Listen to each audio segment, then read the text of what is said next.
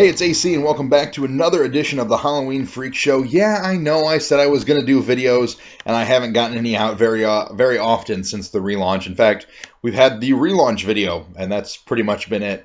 As you can see behind me, the green screen background we had is going to have to take some time off. I had a little bit of an issue there, so that is a work in progress. But for the time being, one of the things I decided to do was, because we have so many people still emailing, still asking, when's the next Halloween Freak Show coming out?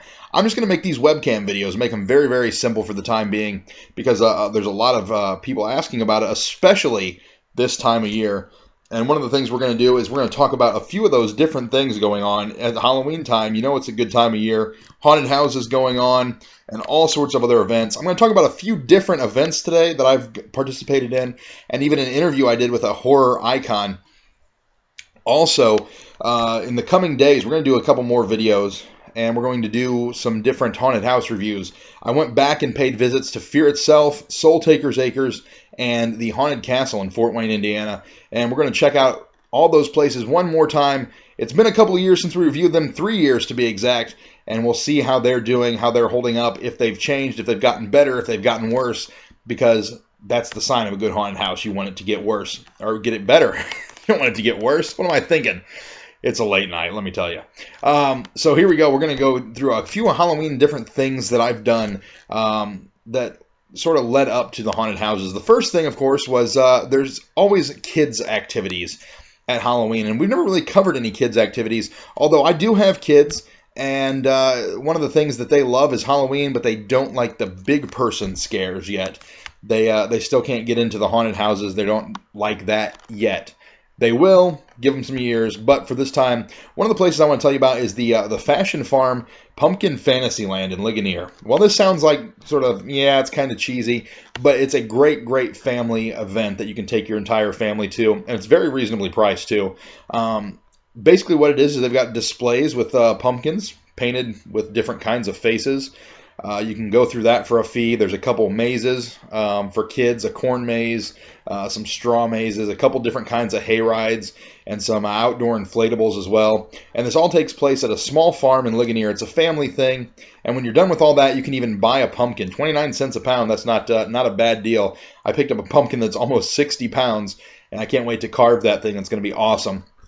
But it's a great family event, a family thing to do. One of the things I like about it is it reminds me of the simpler days of Halloween. It seems like Halloween sometimes can get so complicated, especially these days, whether you have kids or not. And it just takes me back to those simpler days when I was younger and the things that made me love Halloween to begin with. So I had an awesome time taking my kids out there. I would definitely highly, highly rate this. We'll give it 5 out of 5 pumpkin heads for family fun. If you're into the family thing, go out there, check it out, and have a great time, because you really are going to enjoy spending the time with your kids. And who knows, maybe they'll be the next Halloween fanatics in your family. Once again, that's the Pumpkin Fantasyland Fashion Farm in Ligonier, Indiana. Go check that out. Another thing that I had a chance to do recently was go on a paranormal investigation. It's something I've been wanting to do for many, many years, and the Warsaw, Indiana Paranormal Research Society reached out to me and said, hey, why don't you come check out the Kosciuszko County Historical Jail Museum with us?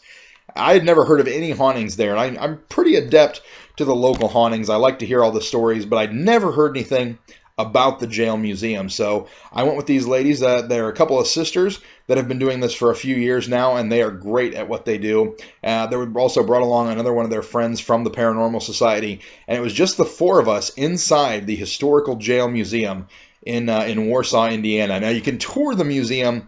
It's a suggested donation of $4 a person. You can tour that 6 days a week, and you still might get some things there. I'll tell you about that later. But as far as paranormal investigations, they do offer you to go with this group. I believe it's like $100 for a certain number of people. I want to say 5 people. So only $20 a person. Get a group together, bring them to Warsaw, Indiana, and check out this museum. Is there activity there? Yes. Absolutely, there is activity there. Before we even got the paranormal investigation underway, I was taking a tour of the jail museum with one of the sisters, and I stopped because I heard some whistling out of the corner of one of the areas. And sure enough, that's one of the things that's commonly heard around there. Also got sort of a weird feeling in the solitary confinement cell. And then as I was coming down the stairs, I felt a hand just sort of gently brush my face. Very, very ice cold fingers just go across my face. So that was a very cool experience. Pardon the pun there. But it was very, very fun, something I enjoyed checking out. When we did get into the investigation, I was listening to a pretty much a live EVP recording device that was recording everything we were hearing, amplifying it so I could hear it in real time. And we've got a couple intelligent responses through that. There was a question, do you want to communicate with us? The voice came across and said no. And there was a second one trying to figure out who the third person was that committed suicide in the jail. They had not been able to find any research items on that. It was not well documented. And a voice came through and said Brad was the name. Well, the next day, one of the ladies works at the jail museum, and one of the old jailers came in and said, oh, yeah, the guy that did that, his name was Brad or Bart or something. So very, very possible. They're still going through the evidence, and hopefully here we can get them on Halloween Freak Show. We can talk about some of the things that we saw at the jail museum. That would be very, very cool. I'm hoping to do more with them in the future because, let's face it, that's some pretty cool stuff to check out. If you want to go check out the museum off hours and when it's not being used for paranormal investigations, when it's actually a very cool museum, like I said, you can go, $4 suggested donation. It's in downtown Warsaw, Indiana, and you may even feel something then. My daughter and I heard a door squeaking when there was nobody in there. It was just my family and I. My daughter also had her leg touched in the solitary confinement cell, and just a very interesting experience just to go through during the day. Plus, it's history. I'm a kind of a history buff, so very, very cool stuff there. So that was cool. Check that out. The Kosciuszko County Historical Jail Museum, and it's in downtown Warsaw, Indiana. So check that out. Another thing I wanted to pass along is a movie review. I had a chance to check out See No Evil 2 ahead of its DVD and Blu-ray release on Tuesday. I just got done watching it, actually, and for me, the jury's kind of still out. Unlike most people, I actually kind of liked the first See No Evil film featuring Glenn Jacobs, the wrestler known as Kane. He did a great job in it. Does a great job in this one as well. Also in this film, Catherine Isabel from American Mary, and of course Ginger Snaps, and one of the Scream Queens herself, Danielle Harris. All of them coming together, plus the Soska sisters directing. It should have been just something that blows you away. Unfortunately, for me, the writing was just very, very horror movie cliche after cliche, and it wasn't very well paced as far as script writing. There was a lot of running around a morgue, and one of the things that I did find funny about it, Glenn Jacobs, Kane, it seems like he busted through every door in this morgue, supposedly steel doors, some of them wooden doors, but it doesn't matter. He just busts right through them. These kids with locked doors behind them, he'd bust through those as well. Just a lot of cliche stuff. I wasn't really into it. If I had to give it a rating right now, before a second viewing, I would say probably 3 out of 5 stars, simply because it just didn't seem paced very well. To me, it was kind of like the Nightmare on Elm Street remake. The remake had some phenomenally talented actors in it. Katie Cassidy, Jackie Earle Haley as Freddy. Even though Robert Englund is the one true Freddy that we all know and love, the writing for that script was just atrocious. And I think that's what's killing some horror movies that mean well recently is just atrocious writing. But see it, judge for yourself. See No Evil 2 out on DVD and Blu-ray this Tuesday, already out on video on demand, so you can download it and check it out.